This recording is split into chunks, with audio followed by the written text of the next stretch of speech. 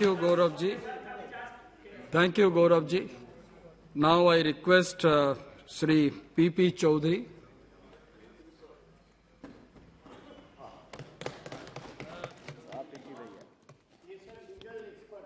अच्छा, ये आपको कैसे पता? ये मेरे कमेटी के मेंबर हैं। अरुण जेटली जी भी जो है लीगल एक्सपर्ट थे, लेकिन फाइनेंस मिनिस्टर थे इस देश में। साहब धन्यवाद सभापति महोदय।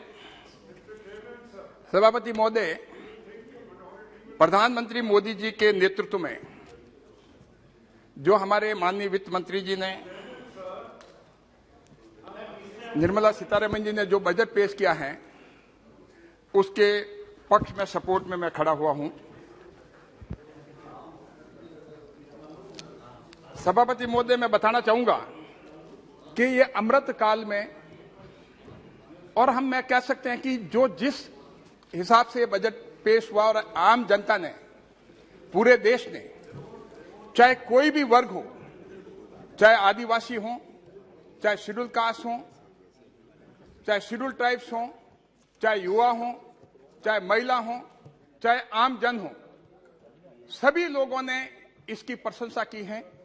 और उसके साथ साथ मैं कह सकता हूं कि सभी वर्गों ने, चाहे मिडिल क्लास हो, चाहे इंडस्ट्री हो, और ग्लोबली भी हम आए करके, और मीडिया की अगर बात करें तो किसी ने भी बजट को, क्योंकि चुनाव 2024 में होने हैं, किसी ने भी ये बात नहीं कही कि ये इलेक्शन बजट है। ये बजट ऐसा बजट है जो कि आधार इंफ्रास्ट्रक्चर बेस्ड बजट है, और एक लंबी सोच का बजट है, एक विजनरी बजट है। ये देश हित में बजट है और सभी के हित में बजट है। और यही कारण है कि जिस हिसाब से पिछले प्रधानमंत्री मोदी जी के नेतृत्व में देश में अर्थव्यवस्था में जो उछाल आया है, जो कि आज भारत 5वें पायदान पे है। आज भारत 5वीं लार्जेस्ट इकोनॉमी है वर्ल्ड में, जो कि पहले 2014 में 10 पे थी। वो अपना आप में एक बहुत बड़ा इंप्रूवमेंट हुआ है। और इससे एक आम जनता में, आम जन में और पब्लिक में एक कॉन्फिडेंस, एक आत्मविश्वास डेवलप हुआ है कि हम भारत अगले 100 सालों में कैसे बनाने वाले हैं। और मुझे जान कर करके आश्चर्य होता है कि हमारे कांग्रेस के साथी, और मैं कहूंगा कि राहुल जी जो हैं, जिस हिसाब से ये कहते हैं कि जो ग्रोथ रहे जीडीपी जो है, उसका उन्होंने कहा कि 5% जीडीपी बढ़ेगी। और उन्होंने ये भी कहा कि बीजेपी ने पूरा का पूरा जो वर्ल्ड की फास्टेस्ट ग्रोइंग इकोनॉमी है इंडिया की, उसको डिस्ट्रॉय कर दिया, उसको बर्बाद कर दिया। लेकिन मैं इंडिपेंडेंट एजेंसी की बात करूंगा। मैं बताऊंगा, हम नहीं कह रहे हैं, ये इंटरनेशनल मॉनेटरी फंड कह रहा है। और उसकी रिपोर्ट में, इंटरनेशनल मॉनेटरी फंड की रिपोर्ट में एक लाइन कोट करना चाहूंगा। Quote, India better position to navigate global headwinds than other emerging economies. Indian economy survey has predicted the economic growth at the rate of 7% in 2023. Just a moment. Now it's 6 o'clock. If the House agrees, then we extend the House for 2 hours till 8 o'clock. तो Agreed? 2 घंटे के लिए बढ़ा दिया। 2 घंटे के लिए। 2 घंटे के लिए। Thank you. धन्यवाद। House is extended for 2 hours. तो मेरा Your speech will not extend for 2 hours. I am assuming this, sir.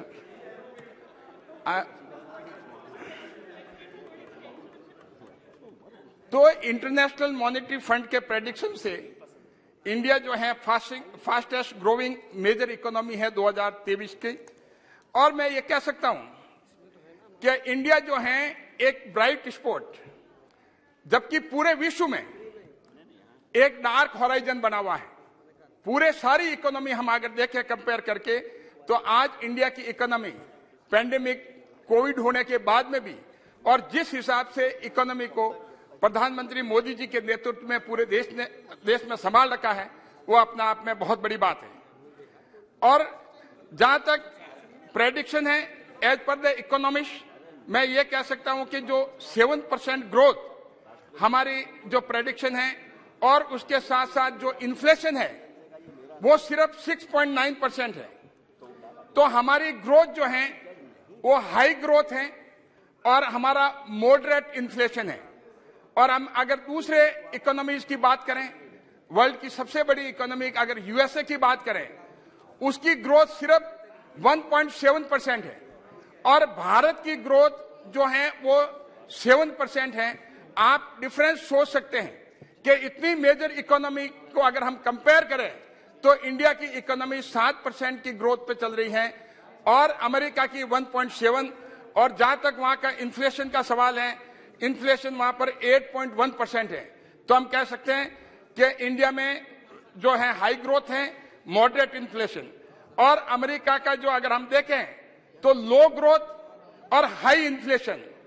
और जहां जर्मनी की बात करें वहां 1.6% ग्रोथ है और उसका इन्फ्लेशन जो है 8.4% है। तो वहां पर भी लो ग्रोथ और हाई इन्फ्लेशन। मैं दूसरी इकोनॉमी जो और भी हैं, जो डेवलप्ड इकोनॉमी, उनकी बात नहीं करना चाहूंगा, लेकिन वो भी जो है वो इंडिया से बेटर पोजीशन में नहीं है। तो आज पूरे विश्व में अगर हम देखे जाए तो इंडिया की ग्रोथ रेट जो जीडीपी की है 7%, अपने आप में एक बहुत बड़ी बात है। मैं ये जो कोड जो है मॉर्गन स्टैनले ने भी, उन्होंने भी कहा कि India to surpass Japan, Germany to become the third largest economy by 2027। तो अपने आप में बहुत बड़ी बात है कि जो प्रधानमंत्री मोदी जी के नेतृत्व में हमारे बजट में जो आधारभूत ढांचा रखा गया है, जो एक फाउंडेशन और नींव रखी गई है, उस पे जो हमारा फाउंडेशन और नींव जबरदस्त सॉलिड है। और उनका विजन है कि 2027 तक हम जापान और जर्मनी को भी सरपास कर सकें। जहां तक फाइनेंशियल टाइम्स ने भी, India plan to take on China as South Asia's favourite leader with the private sector help the New Delhi step spending on infrastructure in neighbouring countries also. तो कहने का मतलब है कि आज जो है जिस हिसाब से ये कह रहे हैं कि इंडिया जो है डिस्ट्रॉय कर दी है, लेकिन बिना फैक्ट की जांच करें, लेकिन वैसे पूरा देश इनको गंभीरता से लेता भी नहीं है। अगर उनको यही पता नहीं है कि 7% और 5% में कितना फर्क है, उनके कांग्रेस के लीडर कह रहे हैं 5% ग्रो करेगी, इंटरनेशनल मॉनिटरी फंड की प्रेडिक्शन है कि 7% करेगी। तो कहने का मतलब है कि इनको ये जो है ये जान लेना चाहिए। तो मैं इस बारे में कहना चाहूंगा कि कश्ती चलाने वालों ने जब हार के कर दी पतवार, हमें लहर लहर तूफान मिले और मौज मौज मजेदार हमें फिर भी दिखाया है हमने, और फिर ये दिखा देंगे सबको। इन हालातों में आता है दरिया करना पार हमें। तो मैं सभापति महोदय ये भी बताना चाहूंगा, जहां तक कॉस्ट ऑफ लिविंग की बात है, अगर हम कॉस्ट ऑफ लिविंग, जब बड़ा शोरगुल हुआ संसद में तो कहा गया साहब कि बहुत महंगाई है, ये है वो है, लेकिन इन्होंने ये कंपेयर नहीं किया कि ग्लोबल इफेक्ट जो है वो इंडिया पे नहीं और इकोनॉमीज पे हुआ। तो अगर हम कॉस्ट ऑफ लिविंग देखा जाए तो मैं कुछ 2-3 कंट्री की अगर कंपेयर करूं, इंडिया में यूनाइटेड स्टेट्स, यूनाइटेड किंगडम और जर्मनी, इन सभी में कॉस्ट ऑफ लिविंग इंडिया में सबसे कम है। अगर इंडिया में कॉस्ट ऑफ लिविंग $416 है तो अमेरिका में $2112 है और यूनाइटेड किंगडम में $1804 है, जर्मनी में $1325 है। तो आज कॉस्ट ऑफ लिविंग इंडिया में सबसे कम है। और जहां तक जिस हिसाब से ईज ऑफ डूइंग की बात करें ओवरऑल, क्योंकि मैं मेन कंटेंट पे बाद में आऊंगा, लेकिन मैं ये बता दूं कि जिस हिसाब से पहले इनकम टैक्स रिटर्न में कॉम्प्लेक्सिटीज थी, जिस हिसाब से एक टैक्स पे को प्रॉब्लम होती थी, तो इसमें एक फेसलेस असेसमेंट सिस्टम को प्रमोट किया गया और इससे एफिशिएंसी बढ़ी, ट्रांसपेरेंसी बढ़ी और अकाउंटेबिलिटी बढ़ी।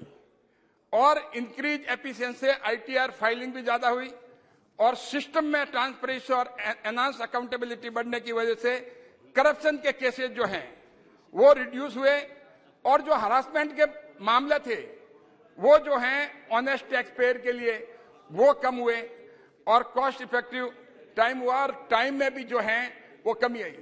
तो ईज ऑफ डूइंग बिजनेस और ईज ऑफ लिविंग का जो हमारे प्रधानमंत्री जी का विजन है वो जो है वो बहुत अच्छी तरह से फुलफिल हो रहा है। और जिस हिसाब से इनकम टैक्स रिटर्न में जो रिफंड के मामले थे, पहले महीनों लग जाते थे, साल लग जाते थे, लेकिन जो बिजनेसेज वगैरह जो परेशान होते थे, आप सोचिए कि कौन इस तरह के भारत में बिजनेस करेगा। और बिजनेस जो है बाहर जाते थे क्योंकि उनके रिफंड्स वगैरह टाइम पे नहीं मिलने वजह से।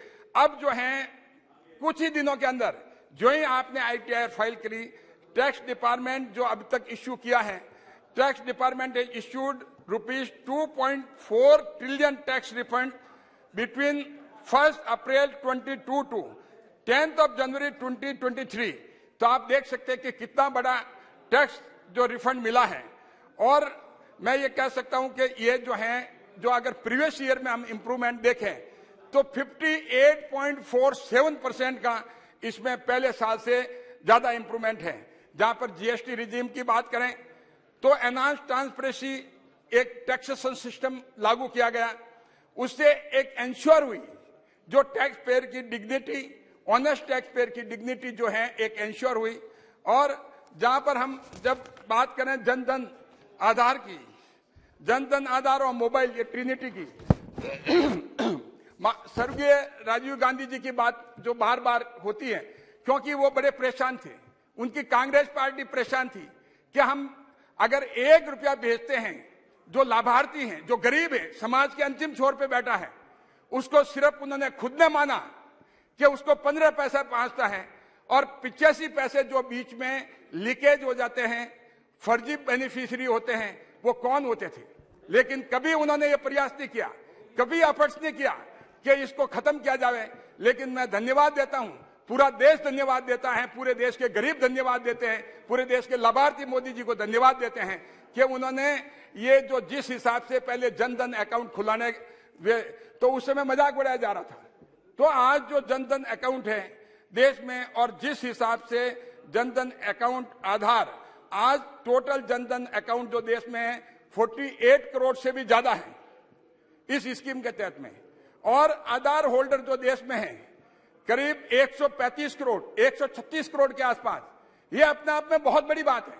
आप देख लीजिए कि आज देश के हर व्यक्ति के पास आधार है, उसको चिंता नहीं है, उसको ये पता है कि अगर मोदी जी मुझे दिल्ली से अगर मेरे एक लाभार्थी के रूप में पैसे भेजेंगे तो सीधे मेरे खाते में जाएंगे, कोई लीकेज नहीं होगा। और उसके अलावा आज मोबाइल फोन जो है जिसपे उसपे मैसेज वगैरह मिलता है, करीब 1.2 बिलियन, मतलब करीब 600 मिलियन स्मार्टफोन यूजर्स है हमारे देश में।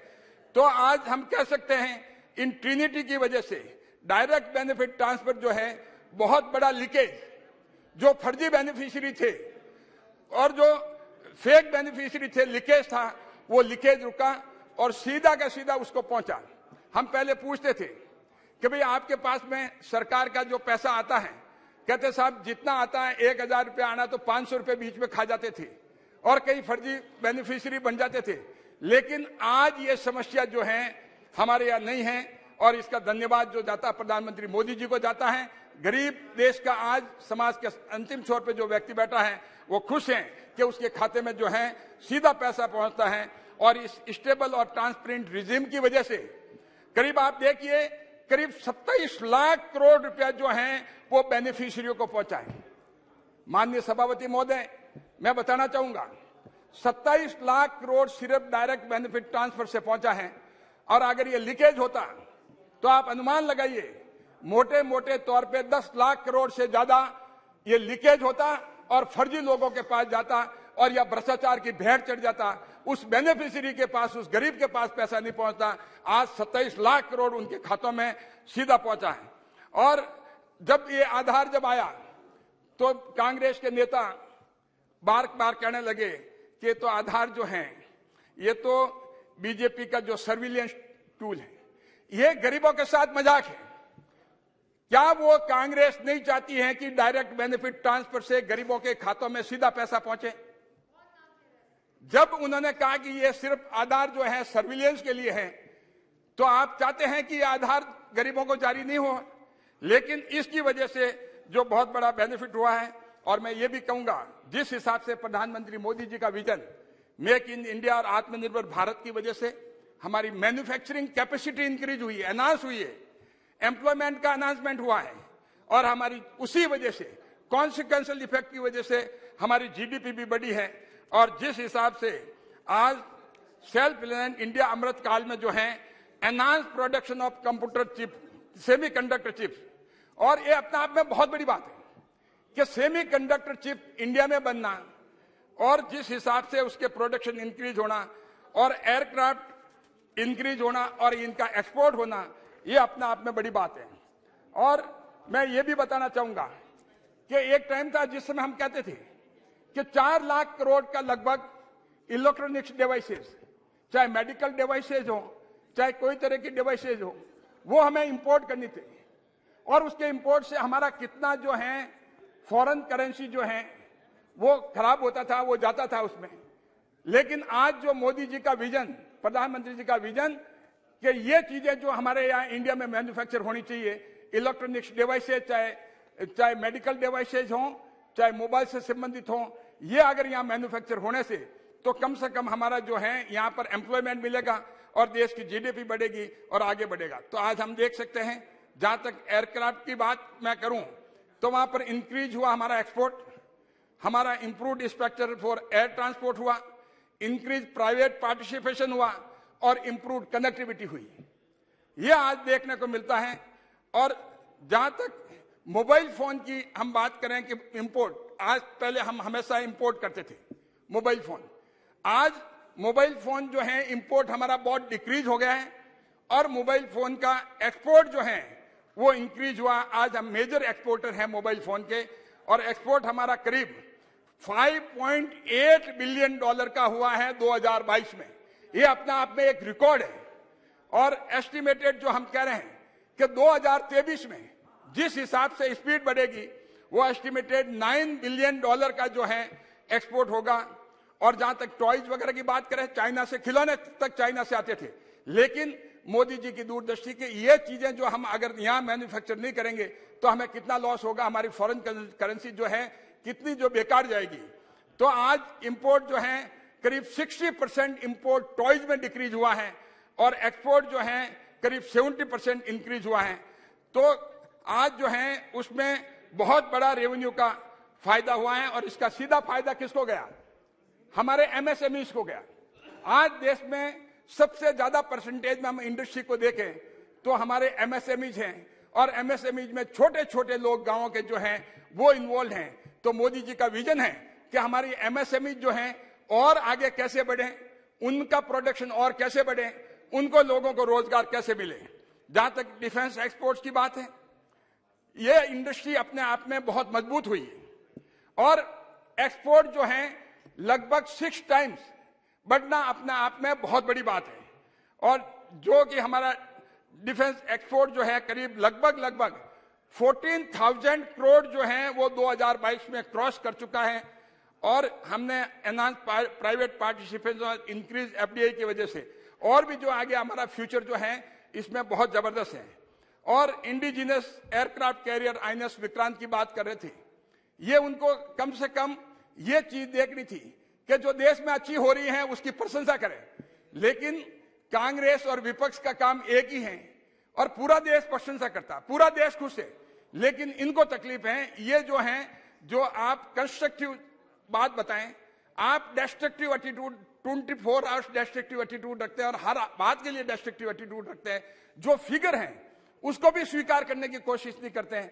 तो ये एटीट्यूड जो है वो देश हित में नहीं है, इनको छोड़ना पड़ेगा। नहीं छोड़ेंगे तो जो जनता है वो छुड़वा देगी इनसे।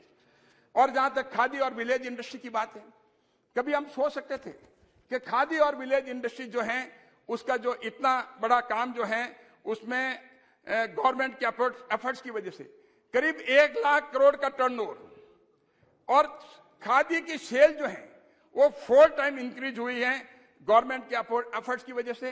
इसका डायरेक्ट कॉन्सिक्वेंशियल इफेक्ट क्या है सभापति महोदय, मैं बताना चाहूंगा। इसका सीधा खादी एंड विलेज इंडस्ट्री का सीधा असर रूरल इकोनॉमी पे है। रूरल माइग्रेशन जो है अर्बन में जो होता है वो कम होगा, क्योंकि जब रूरल में जॉब्स नहीं होती है तो अर्बन में माइग्रेशन होता है। तो हमारे ग्रामीण युवा जो हैं उनको रोजगार के लिए खादी एंड विलेज इंडस्ट्री में एक बहुत बड़ा प्लेटफॉर्म मिलेगा और अर्बन सेंटर हैं उन पे एक बर्डन कम होगा। और जो हमारे खास करके गांव में जो खेती होती है, खेती के साथ साथ जब लीन सीजन होती है, ऑफ सीजन होती है, उसमें कुछ काम नहीं होता है। तो ये छोटे छोटे एमएसएमई जो हैं, हमारी जो महिलाएं हैं, हमारे जो वीवर हैं और इंडिजिनस क्राफ्टमैन हैं, उनको जो है ये प्रोत्साहन मिलेगा। और मैं ये कहना चाहूंगा कि जिस हिसाब से हमारे स्मॉल बिजनेसेस, छोटे छोटे बिजनेस जो थे, कभी उनको बैंक से वास्ता ही नहीं था, तो उनका लिंकेजेस विद फॉर्मल बैंकिंग से हुआ और फॉर्मिंग बैंकिंग की वजह से ये पहली बार इतना बड़ा हुआ। और उससे उनको सबसे बड़ी बात, आज तक कभी भी कोलेटरल फ्री उनको लोन नहीं मिलता था, लेकिन मोदी जी के नेतृत्व में, मोदी जी के विजन की वजह से आज उनको कोलेटरल फ्री लोन भी नहीं, अफोर्डेबल लोन जो है उनको पीएम स्वनिधि के तहत, उस स्कीम के तहत जो है वो मिल रहा है। इसमें एक ईज ऑफ डूइंग बिजनेस का एनहांस हुई है और इंक्रीज अवेलेबिलिटी ऑफ क्रेडिट जो है वो उनको मिला। और टोटल अगर हम बात करें, जब फिगर पे जाएं, 95% total loan request are sanction. आप सोच ही देखिए, कई बार जो है ये बिना फिगर की बात करते हैं कि नहीं इतना नहीं हुआ, वो नहीं हुआ, लेकिन ये जो है ये गवर्नमेंट के फिगर है, 95% जो है वो लोन जो रिक्वेस्ट करी उनके सैंक्शन हुए। इससे हमारे एम्पावर्ड कौन हुए? जो स्ट्रीट वेंडर और हॉकर्स, जो कभी बैंकों के पास नहीं पहुंच पाते, आज उनको एक शक्ति मिली, एक ताकत मिली है। और हमारी इकोनॉमी के लिए भी बहुत जरूरी है कि जितना जो है हमारा, और एम्प्लॉयमेंट भी जनरेट होता है। और इससे इन्हीं लोगों ने, आज हम देखते हैं कि चाहे छोटा सा कुमार हो, चाहे घड़े बेचते हो, मटकियां बेचते हो और मिट्टी के बर्तन बेचते हो, और चाहे हमारे सब्जी वाले हों, आप उनके ठेले पे वगैरह कुछ भी देखेंगे तो वो डिजिटल ट्रांजैक्शन को जो है हमेशा प्राथमिकता देते हैं। जितना हम ट्रांजैक्शन नहीं करते हैं वो जो है उसको प्रेफरेंस देते हैं, वो पास में पैसा रखना नहीं चाहते, वो सीधा अपने बैंक के खाते में भेजना। तो ये सारे के सारे जो हैं स्मॉल बिजनेसमैन जो हैं, उनका बैंक से, फॉर्मल बैंक से उनका लिंकेज होना, ये इकोनॉमी को और भी ग्रोथ देता है। और जिस हिसाब से प्रधानमंत्री जी का vision, focus on innovation and entrepreneurship, ये ग्लोबल इनोवेशन इंडेक्स जो है, रैंकिंग जो हमारे इंडिया की जो है पहले 41 थी, वो 40 पे आई है। तो 2022 में 40 पे आई है। इतना बड़ा इंक्रीज एक डायरेक्ट जो है इसका इंपैक्ट है। इससे, इस इंक्रीज इनोवेशन से जो हमारी इकोनॉमिक ग्रोथ इंक्रीज होगी और हमारी quality of product and services भी इंक्रीज होगी। और आज हम नंबर ऑफ स्टार्टअप की बात करें, 2022 में 90,000 स्टार्टअप जो है और हमारे 107 यूनिकॉर्न स्टार्टअप हैं। और तब हम बात करें, जब सारी ये बातें देखें और ओवरऑल देखें, चाहे राष्ट्रपति के अभिभाषण की बात देखें, चाहे सारे हमारे वक्ताओं ने, यहाँ पर माननीय सदस्यों ने जो पार्लियामेंट में जो बात कही उसको देखें, और जिस हिसाब से ग्लोबली जो प्रधानमंत्री मोदी जी का इंपैक्ट है, उस हिसाब से मैं कह सकता हूं कि आज विश्व में प्रधानमंत्री Modi most popular leader in the world. और इसी के कारण है कि ग्लोबल लीडर अप्रूवल सर्वे जो हुई है, ये जान करके आपको सभापति महोदय मैं बताना चाहूंगा कि मोदी जी की जो परसेंटेज सर्वे की है वो 78% है, और अमेरिका के प्रेसिडेंट जो हैं वो उनकी जो रेटिंग है वो 40% है। आप सोच के देखिए, उनके नीचे दूसरे नंबर के मैक्सिको के प्रेसिडेंट 68%, स्विट्जरलैंड के प्रेसिडेंट 62%, ऑस्ट्रेलिया के पीएम 58%, ब्राजील के प्रेसिडेंट 50% और यूएस के प्रेसिडेंट 40%, कनाडा के प्रेसिडेंट 40%। मैं दूसरे की लिस्ट तो बहुत लंबी है। तो आज जो है, आज एक most popular leader in the world होने का मतलब आप देश की इकोनॉमी को, आप वर्ल्ड के साथ, विश्व के साथ आपके रिलेशन है। और इसी कारण है कि इंडिया की जो सबसे बड़ी, जो लार्जेस्ट इकोनॉमी, वर्ल्ड की जो 5th लार्जेस्ट इकोनॉमी बनाई है, तो ये सबसे बड़ा कारण है कि आज मोदी जी का जो रोल है वो अपने आप में बहुत। मैं ये भी कहना चाहूंगा, जब मैं बजट की बात बताऊं, अगर मैं नटशेल में समअप करना चाहूं तो मैं ये कहना चाहूंगा कि इस बजट से जो पर्पज, जो ऑब्जेक्ट और इंटेंट जो साफ जाहिर होता है to maintain and continue the growth, जो पहले की ग्रोथ है उसको मेंटेन एंड कंटिन्यू करना। और दूसरा जो पॉइंट है वो है पॉइंट इन्वेस्टमेंट का। और इन्वेस्टमेंट जो है वो बेसिकली एक फाउंडेशन है और देश के लिए बहुत स्ट्रांग फाउंडेशन है और ये लॉन्ग टर्म है, एक शॉर्ट टर्म के लिए बजट नहीं है। आज तक जो हम देखते हैं बजट जो है वो इलेक्शन ओरिएंटेड होते हैं, जब चुनाव आते हैं तो चुनावी बजट हो जाता था, लेकिन उनको देश की चिंता नहीं होती। ये बजट जो है देश की चिंता है और देश पहले है, पार्टी बाद में है। तो आज देश को मजबूत करने के लिए और देश के इंफ्रास्ट्रक्चर को मजबूत करने के लिए लेकिन शॉर्ट टर्म ऑब्जेक्टिव है, लेकिन इन्वेस्टमेंट जो हमारा लॉन्ग टर्म है। तो इससे अगर इसका कॉन्सिक्वेंशियल इफेक्ट अगर देखें कि इन्वेस्टमेंट के कॉन्सिक्वेंशियल इफेक्ट क्या होंगे, हमारे इंफ्रास्ट्रक्चर जो है बेटर होंगे, इकोनॉमिक ग्रोथ जो हो बेटर होगी, जीडीपी हमारी बेटर होगी, ease of living and ease of doing जो है बेटर होगा, and we can create more jobs for MSCs and all this. So sir, इस बजट से जो है जॉब जो है वो ज्यादा क्रिएट होगी, क्योंकि MSMEs वगैरह को भी जो है वो प्रोत्साहन दिया जा रहा है। और वेलफेयर स्कीम्स, इसके साथ साथ जो है वेलफेयर स्कीम को भी ध्यान रखा गया है कि समाज के अंतिम छोर में व्यक्ति बैठा है उसको भी जो मदद मिलेगी। और सभापति महोदय, और मोस्ट इंपॉर्टेंट एस्पेक्ट, ये सभी करते हुए इस बात का ध्यान रखना है प्रूडेंट फाइनेंशियल मैनेजमेंट। ये अपने आप में एक बहुत बड़ी बात है कि बजट में प्रूडेंट फाइनेंशियल मैनेजमेंट को भी बैलेंस करना, ये बड़ी बात है। और जिससे हमारा डेफिसिट है वो रिड्यूस हुआ है और हमारे रेवेन्यू जो है वो इंक्रीज हुआ है। और जहां तक मैं कैपिटल एक्सपेंडिचर की बात करूं तो कैपिटल एक्सपेंडिचर जो है 2022-23 में करीब 7,28,000 करोड़ था। 2023-24 में बजट में जो प्रावधान रखा है वो करीब 10 लाख करोड़ रखा है, करीब 37% इंक्रीज है पहले साल से सिर्फ कैपिटल एक्सपेंडिचर के लिए। इस बात को ध्यान रखा गया है, देश के फ्यूचर के लिए ध्यान में रखा गया है। और हम देखें कि उसके अलावा करीब करीब 4 लाख करोड़ हमें दूसरे जो हैं हमारे इंस्टीट्यूशंस हैं गवर्नमेंट की, उनसे मिलेगा। और करीब हम देखें तो 14 लाख करोड़ हो जाता है। तो अगर हम देखें, जब बात कर रहे थे गोगोई जी, तो मैं ये कहना चाहूंगा कि इसमें जो है 40% लगभग 35 से 40% लेबर कंपोनेंट है।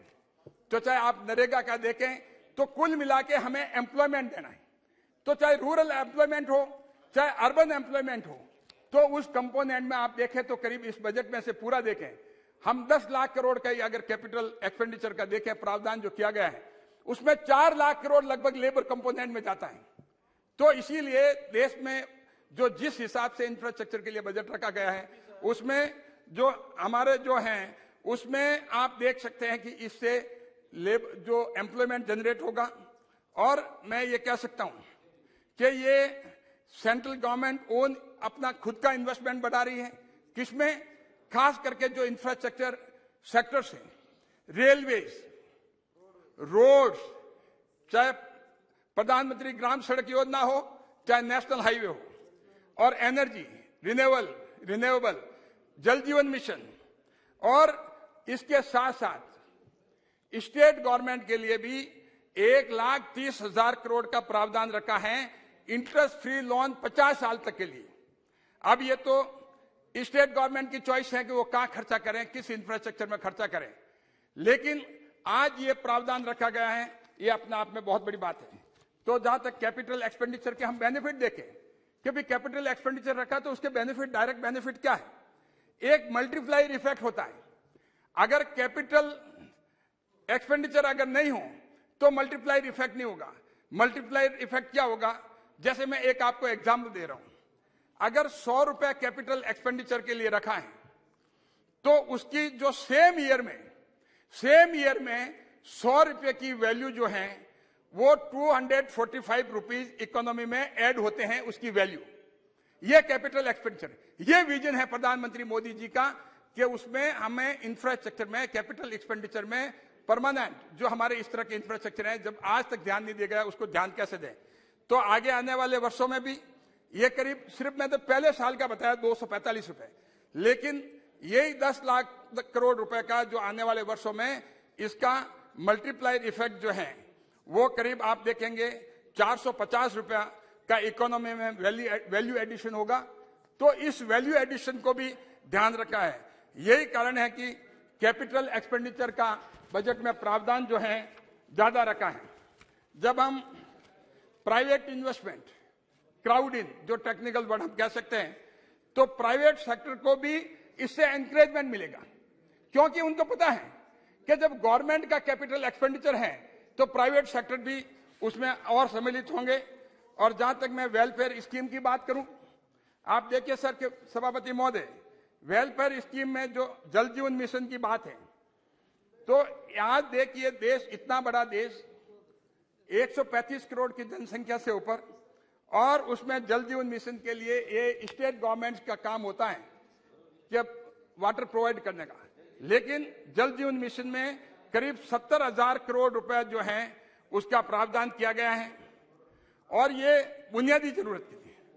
और आप देखें उसमें मैं इसके साथ ये भी कहूंगा कि इससे एक एम्प्लॉयमेंट जनरेट होगा। और इसके साथ साथ जब राजस्थान की बात आती है, मैं तो राज्यों को भी जो है, जिस हिसाब से राज्य स्पेंडिंग करते हैं, राजस्थान जो है पानी से तरस रहा है। पानी जो है राजस्थान में अवेलेबिलिटी कम है, और खास करके पश्चिमी राजस्थान में।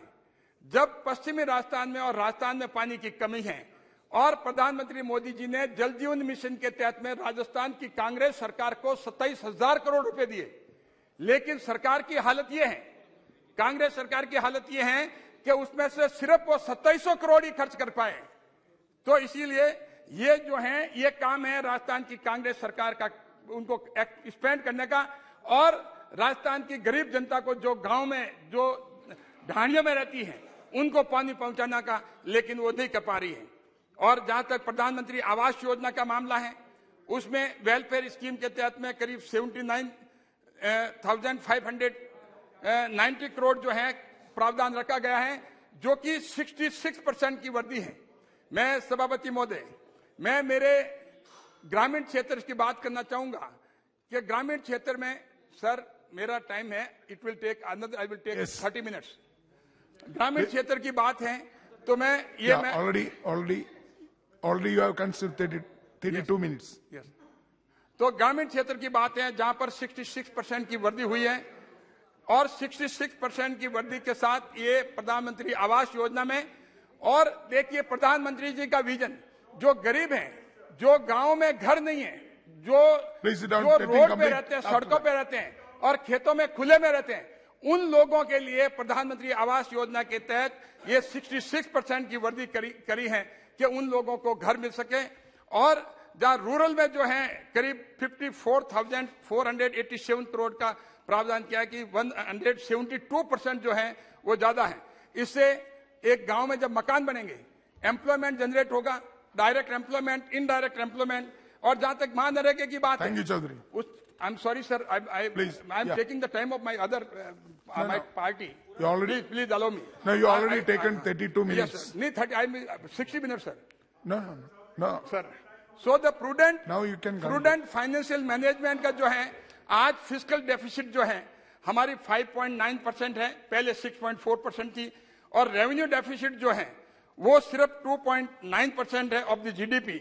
और इससे क्या सर, कि इससे जॉब जो है, MSMEs के जो है, उसमें लोन जो है, गवर्नमेंट के जो है, भारत सरकार के लोन स्कीम जो है, एक scheme guarantee by the government, उसका आवंटन लगभग 34% इंक्रीज किया है।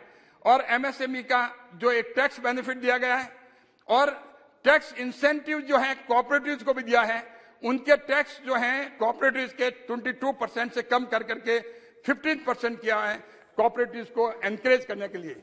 और जहां तक इनकम टैक्स की बात है, इनकम टैक्स जो है 7 लाख रुपए तक कुछ नहीं है, इसको सिंप्लीफिकेशन किया है।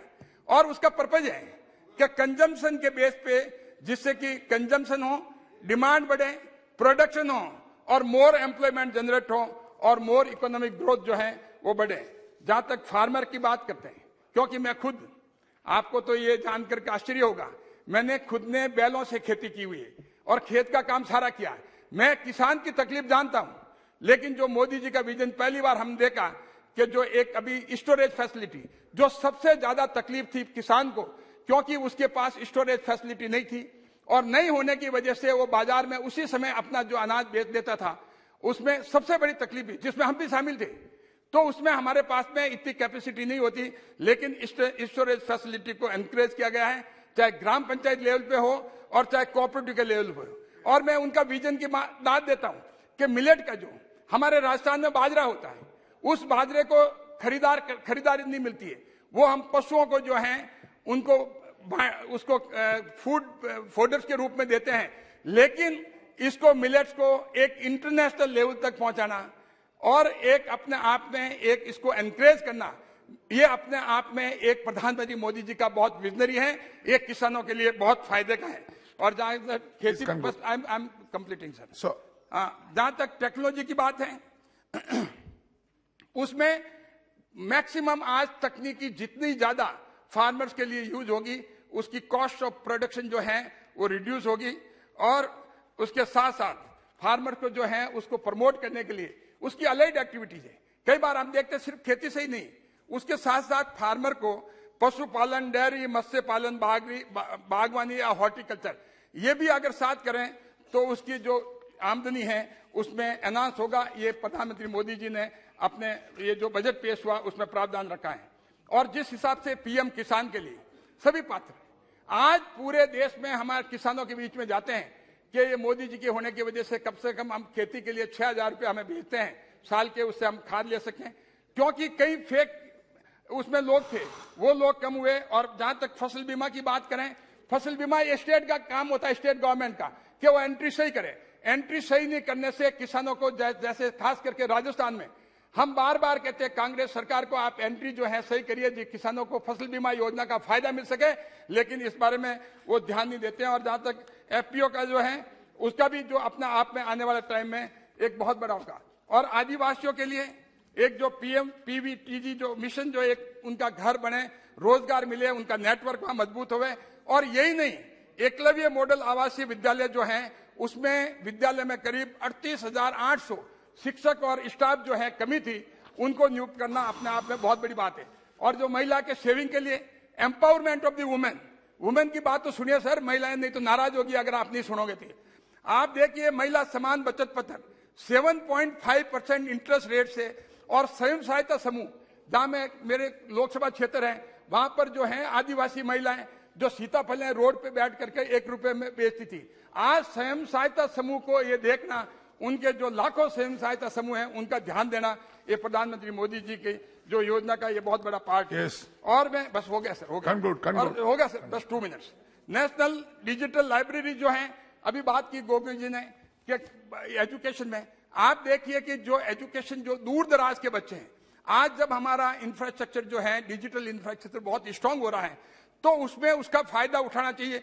तो नेशनल डिजिटल लाइब्रेरी जो दूर दराज, चाहे आदिवासी इलाका हो चाहे कहीं हो, तो उसमें एक कॉस्ट इफेक्टिव, एक एक्सेसिबिलिटी बनेगी, क्वालिटी सर्विस मिलेगी, और एक वर्ल्ड क्लास एजुकेशन जो है उसमें लाइब्रेरी तक उनकी एक्सेसिबिलिटी जो है हमारे बच्चों की बनेगी।